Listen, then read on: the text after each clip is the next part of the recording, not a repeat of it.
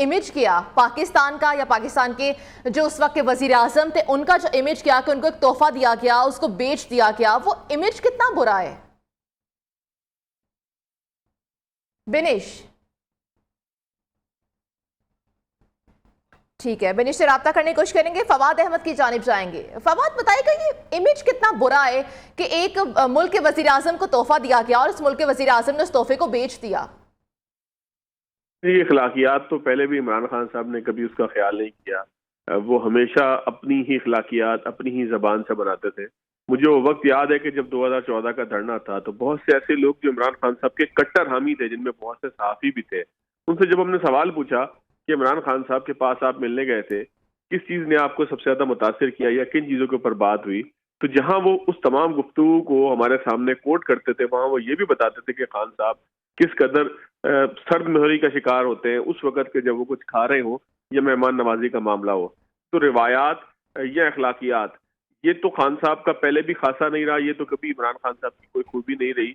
कि वो रिवायती बुनियाद पे, खानदानी बुनियाद पे या अखलाकी बुनियाद पर कभी आला तरीन दर्जों के ऊपर फायज हूँ। सिर्फ एक नहीं बल्कि मुतअद्दिद वाकयात हैं। मैं उसकी अगर यहाँ पे तफसील बताना शुरू करूँ तो काफी जब वक्त जाया हो सकता है नाजरीन का, क्योंकि सब इस बात से आ गए हैं कि इमरान खान साहब के नजदीक इखलाकियात की कभी कोई हैसियत नहीं रही। इसी इखलाकियात की हैसियत को इमरान खान साहब ने तोशा खाना के ऊपर भी अप्लाई किया और हम देखा कि इस बेहतरी के साथ उन्होंने एक के बाद एक गिफ्ट को जो है वो बाजार के अंदर नीलामी के लिए, फरोख्त के लिए पेश किया और उन तमाम तहायत को भी फरोख्त के लिए पेश किया कि जो सिर्फ उनके लिए बनाए गए थे, जो खास तौर पर उनके लिए बनाए गए थे, और वो खास तौर पर बहैसियत क्रिकेट का कप्तान 92 के वर्ल्ड कप वाले कप्तान की हैसियत से नहीं बनाए गए थे। सऊदी अरब का क्या लेना देना क्रिकेट से? सऊदी अरब को क्या इस बात से फर्क पड़ता है कि इमरान खान साहब ने 92 का वर्ल्ड कप जीता था? ना वहाँ क्रिकेट खेली जाती है, ना वहाँ क्रिकेट सीखी जाती है, ना उनका कोई क्रिकेट से ताल्लुक है, ना उन्होंने कभी क्रिकेट मैच कराने की कोई तवक्का या ख्वाहिश जाहिर की है।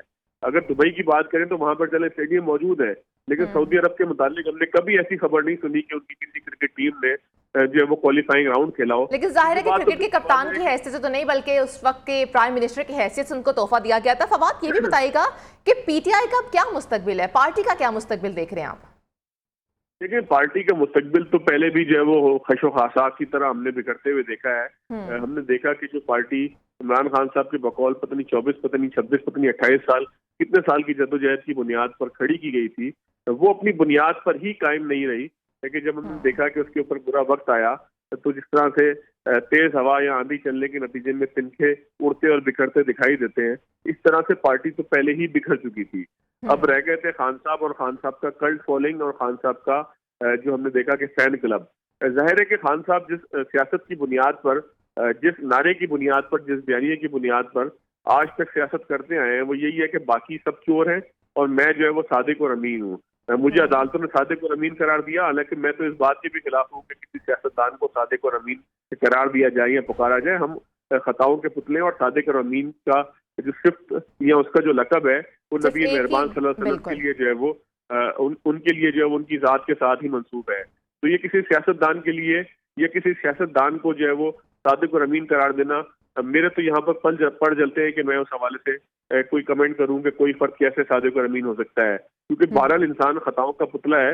लम्हा ब लम्हा उससे खताएं होती हैं। और इमरान खान साहब तो खताओं के पुतले नहीं बल्कि खताओं के जो है वो कोई हुमालिया थे कि उनके हवाले से बहुत सी बातें वो खुद मानते हैं कि वो एक माजी के अंदर प्ले बॉय रहे, वो खुद मानते हैं कि उन्होंने उनका माजी जो है वो गंदे किरदार से जो है वो दागदार है, ये खुद मानते हैं। ये कोई मैं इल्जाम उनके ऊपर नहीं लगा रहा, ना मैं उन तस्वीरों की बात कर रहा हूँ, ना मैं उस जो है वो अदालती फैसले की बात कर रहा हूँ कि जो अमेरिका की अदालत में आया कि जिसके अंदर किसी लड़की के हवाले से कहा गया कि वो उनकी नाजायज बेटी है। तो मैं तो इस हवाले से कोई बात नहीं करना चाहता, लेकिन हकीकत यह है कि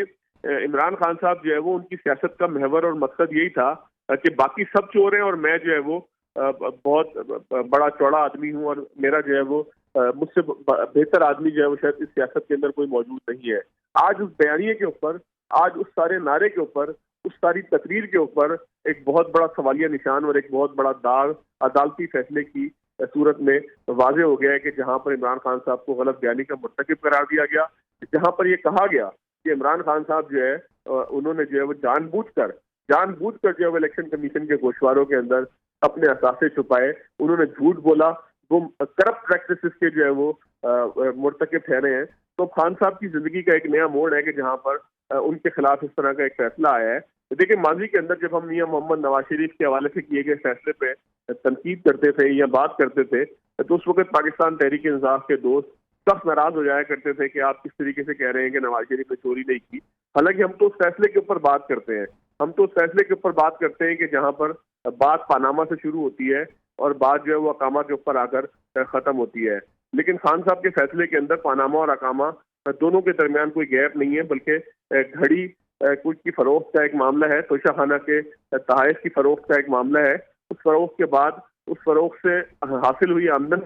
को जाहिर ना करने का मामला है। तो जो केस था उसी केस की बुनियाद पर उनके खिलाफ फैसला हुआ है। तो अगर पहले फैसले जो है जो मामूली बुनियादों के ऊपर खड़े थे उनको दुरुस्त करार दिया जा सकता है, तो ये उसके मुकाबले में बहुत मजबूत और बेहतर फैसला दिखाई देता है। बेहतर इस सेंस में मैं कह रहा हूँ कि मुझे इस फैसले के ऊपर खान साहब के साथ होने वाला जो मामला है उस हवाले से बहैसियत सहाफ़ी में अपनी राय महफूज रखता हूँ। नाजरीन को जब वो ये बात समझनी होगी कि इमरान खान साहब के खिलाफ जो फैसला है वो हर तरह से एक मजबूत फैसला है कि जिसके अंदर ट्रायल का तमाम तर हक दिया गया, लेकिन खान साहब ने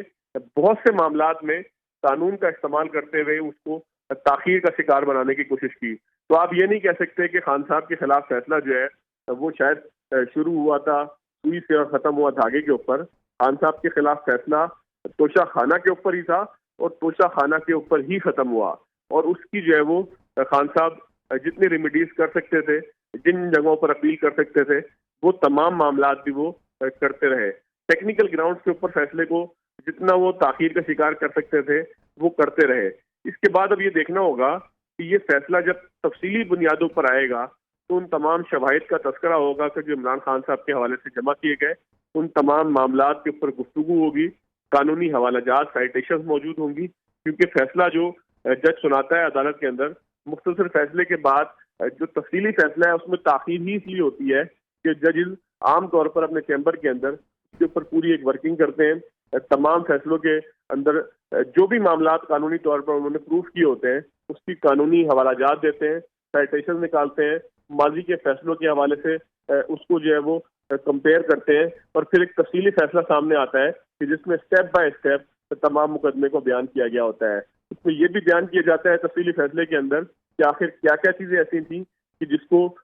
मुद्दई और जो है मुलजिम दोनों की जानिब से कॉन्टेक्ट किया गया, दोनों की जानिब से जो है वो जिसके ऊपर बहस की गई, उस बहस का क्या नतीजा निकला, बहस के नतीजे में क्या चीज समझ में आई, और फिर कानूनी तौर पर वो चीज कितनी मजबूत थी, कितनी जो है वो देरपा थी, कितनी कारामद थी, और फिर उसके आखिर में फैसले का एक ऑपरेटिव पार्ट होता है जिसके अंदर ये वाज़ेह तौर पर कहा जाता है कि ऊपर दी गई तमाम बहस के नतीजे में ये बात साबित होती है, गवाहों की मौजूदगी में, गवाहों की जो है वो बयानात की जो है वो रोशनी के अंदर, तमाम तर जो चीजें ऊपर बयान की गई हैं उसकी रोशनी के अंदर आखिर क्या सजा जो है वो इस जुर्म की बनती थी, क्या उसके अंदर बाइज्जत बरी किया गया, अगर बाइज्जत बरी किया गया तो ये भी लिखा जाता है कि इस कानून के तहत किया गया, और अगर जुर्म के अंदर सजा हुई है तो ये बताया जाता है कि किस कानून के तहत नाअहली किस कानून के तहत हुई, किस कानून के तहत जो है वो उन्हें जेल हुई, किस कानून के तहत उन पे जुर्माना किया गया। तो ये एक मुकम्मल फैसला होता है, इसीलिए इसमें जो है वो कुछ टाइम भी लगता है, और हम देखेंगे कि अब तक के जो मामलात हैं उसके अंदर जज दिलावर ने जितना टाइम लिया है, जिस तरीके से चीज़ों को बयान किया या जिस तरीके से चीज़ें सामने आई हैं, तो उसमें उन तमाम चीज़ों का ज़रूर ख्याल नज़र आएगा। अब जब ये फैसला हाई कोर्ट के अंदर जाएगा तो ये इतना आसान इमरान खान साहब के लिए नहीं होगा कि वहाँ पर उसको यकजुम्बिश कलम जो है वो सेटिसाइड करा दें या ख़त्म करवा दें। जी।